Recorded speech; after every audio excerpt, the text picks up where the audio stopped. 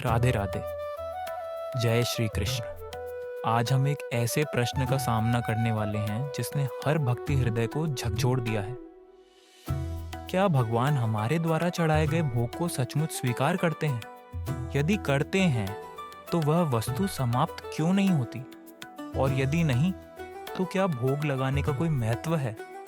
यह केवल एक प्रश्न नहीं है, ये हमारे विश्वास, हमारी भक्ति और हमारी आत्मा की गहराई को मापने का एक माध्यम है। तो आइए इस रहस्य को सुलझाने के लिए यात्रा शुरू करें। आज की ये कथा न केवल आपके प्रश्नों का उत्तर देगी, बल्कि आपकी आत्मा को प्रेम और भक्ति से भर देगी। ध्यान से सुनिए, क्योंकि यह कथा आपका हृदय स्पर्श करेगी और भगवान की कृपा को और गहराई से महसूस करने में मदद करेगी। तो जुड़े रहिए हमारे साथ, क्योंकि ये केवल एक कहानी नहीं है, ये एक दिव्य अनुभव है।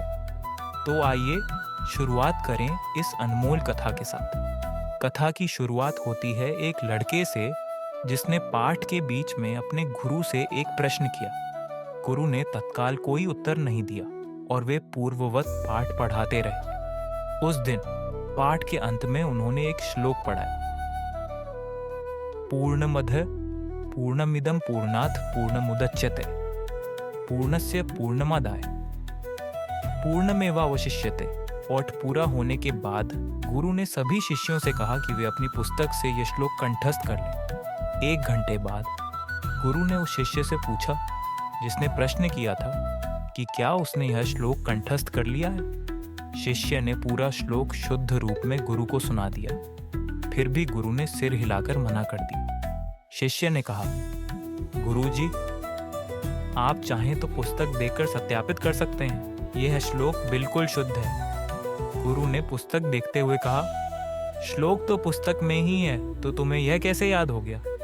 शिष्य चुप हो गया और कुछ नहीं कह पाया। गुरु ने समझाया, पुस्तक में जो श्लोक है वह स्थूल रूप में है। जब तुमने यह श्लोक पढ़ा तो वह सूक्ष्म रूप में तुम्हारे अंदर प्रवेश कर गया। उसी सूक्ष्म रूप में वह तुम्हारे मन में रहता है। इतना ही नहीं, जब तुमने इसे पढ़कर कंठस्थ कर लिया तब भी पुस्तक में स्थूल रूप के श्लोक में कोई कमी नहीं आई। इसी प्रकार परमात्मा हमारे द्वारा चढ़ाए गए निवेदन को सूक्ष्म रूप में ग्रहण करते हैं और इससे स्थूल रूप की वस्तु में कोई कमी नहीं होती। उसी को हम प्रसाद के रूप में स्वीकार करते हैं। शिष्य को अपने प्रश्न का उत्तर मिल गया।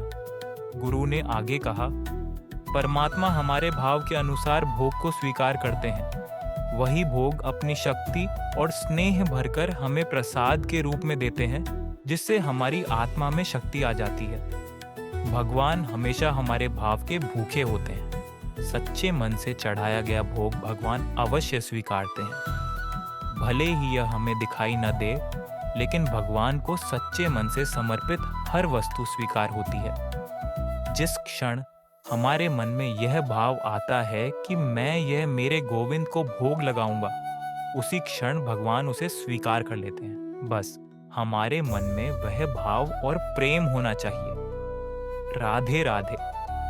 आज की कथा से हमने यह सीखा कि भगवान के लिए वस्तुओं से अधिक हमारे भाव और प्रेम महत्व रखते हैं। जब भी हम सच्चे मन से भक्ति करते हैं और उन्हें अपने प्रेम से अर्पण करते हैं, तो वह उसे सूक्ष्म रूप से स्वीकार कर हमारी आत्मा को अपनी कृपा और शक्ति से भर देते हैं।